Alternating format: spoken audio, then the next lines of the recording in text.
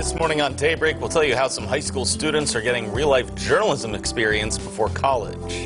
And City Council says yes to new commercial land, but no to a clean energy program.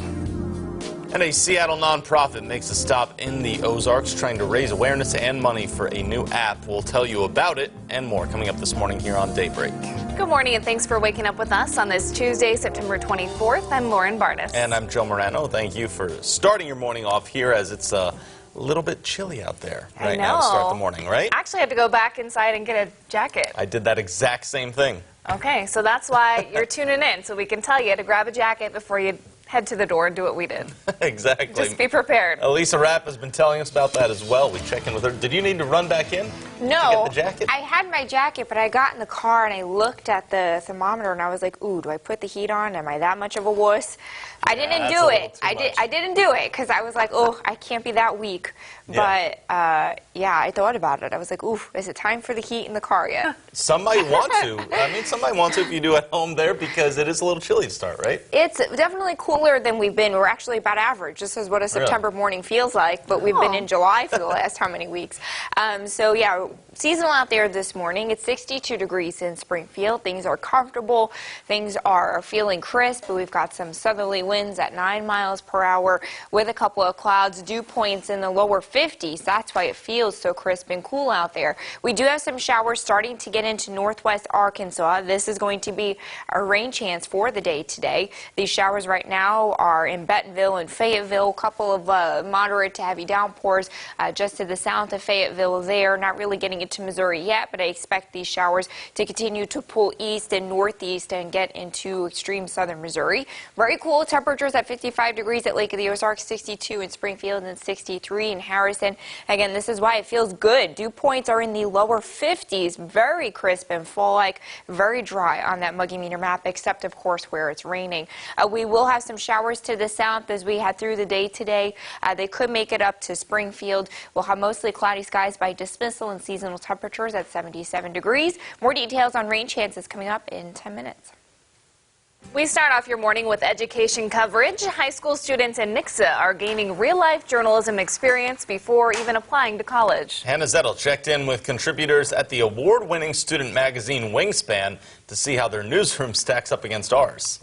Well, that's right. Nixa High School is truly preparing the next generation of journalists, so we better hold on to our jobs. But the program teaches beyond the fundamentals of news. It also aims to prepare kids for the current state of journalism. I've gotten 2 so far. Welcome to the Nixa High School newsroom. I think you've got good pictures there. Similar to the real deal, Everybody should read through the stories as many times as possible. you'll find Wingspan news staffers editing, creating advertisements, and laying out page designs. I used to work in newspapers, and so I try to set up the classroom as close to a real newsroom as I can. Oh, that's so much better. And like full-time journalists, these student storytellers will be met with criticism.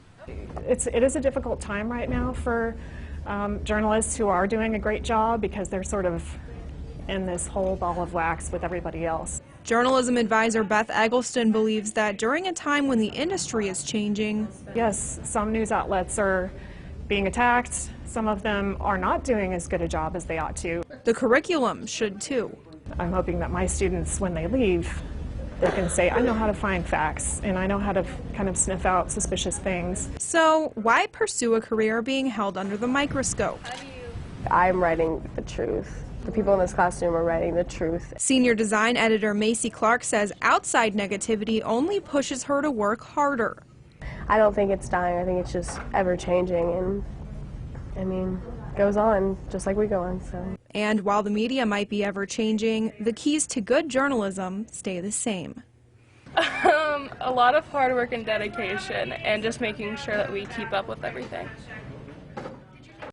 Well, all their hard work seems to be worth it these days because Wingspan was just recognized as one of the top 15 high school news magazines in the country. Congrats to all those up-and-coming journalists. I'm sure I'll see you out in the field very soon. All right, Anna Zettel, thank you this morning. A step toward a new future for the old price cutter on Kansas Expressway in Grand is in the works, but that's just one of the topics discussed at last night's Springfield City Council meeting, including the decision to rezone the land where that old price cutter is. The land was given to College of the Ozarks, and the school is now looking to sell it. Council voted to rezone the land from a residential single-family district to a general retail district and multifamily residential district. That means you could see some commercial and residential spots popping up there. Council voted unanimously on that bill. Also discussed last night was the decision to opt out of the PACE program. It's the Property Assessment Clean Energy Act.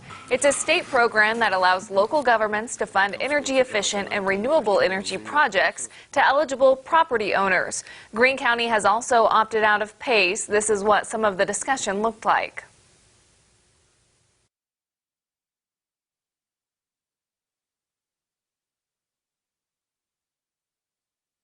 I'm always struggle with the fact that we're going to move out of it and we don't have a plan to move forward.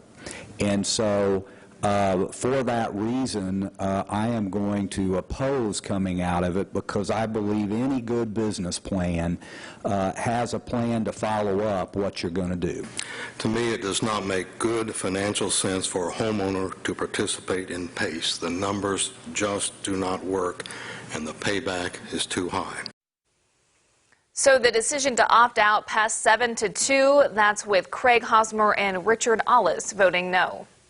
In Branson, more affordable housing could be an option soon as well. The Board of Aldermen is set to vote on a sale of excess city property today. The board already pre-approved the sale of a former Branson high school to a Kansas City development group for $25 grand. The group is Prairie Fire, and it plans to use tax credits and grants from the state to help fund that project. The company's already owning over 500 housing units, with 400 more under development across the Midwest.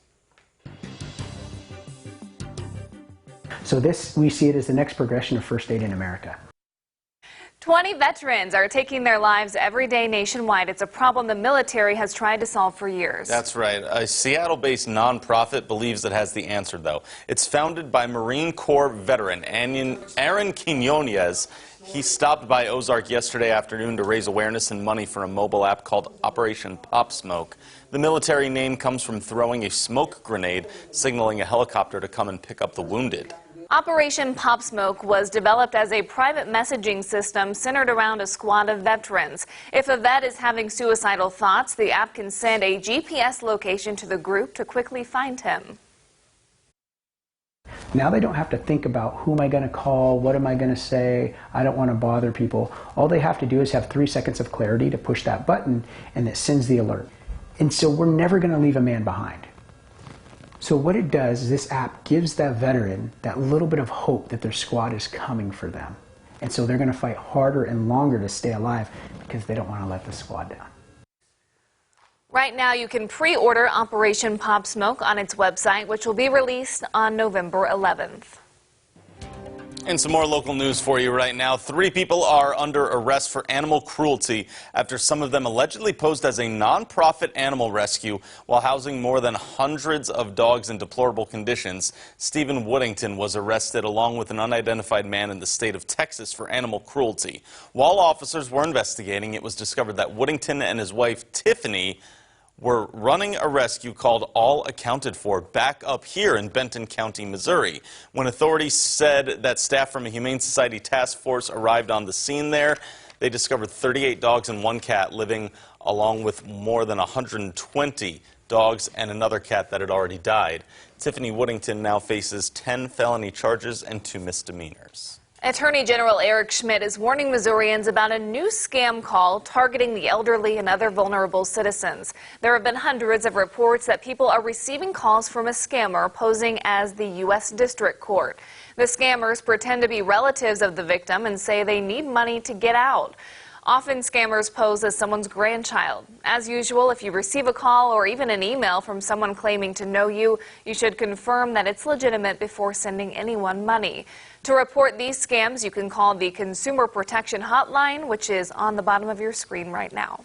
If you're a voter that can't make it to the polling place in Walnut Grove or Springfield for a special election for November 5th, you can cast a ballot starting today, as Greene County Clerk Shane Scholler says absentee ballots can be voted in the clerk's office at 1126 North Boonville between 8 a.m. and 5 p.m. That's Monday through Friday. You can cast that early vote between today and Monday, November the 4th.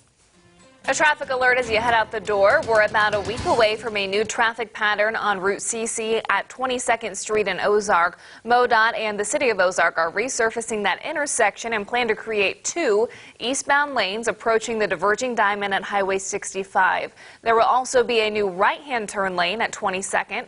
Officials say the changes will help to reduce eastbound traffic backups. That work should begin by Thursday. Just getting started for you here this morning. Still ahead, the new and improved Galaxy foldable phone is headed your way. That's right. We're talking about that from Samsung. Up next in your Money Watch.